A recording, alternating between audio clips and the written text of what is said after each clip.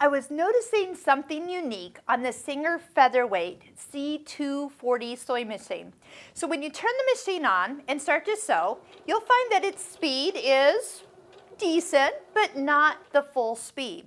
See the little rabbit and turtle? When you go ahead and touch the rabbit, it will go to a higher number. The highest number is 5.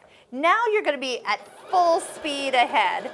So find the speed that you want to be at while you're sewing, and having a reduced speed if you're new to sewing or maybe you have a youngster sewing with you, that's a good idea to slow it down. It makes you have more control over your sewing and guiding your fabric for nice, even, straight seams.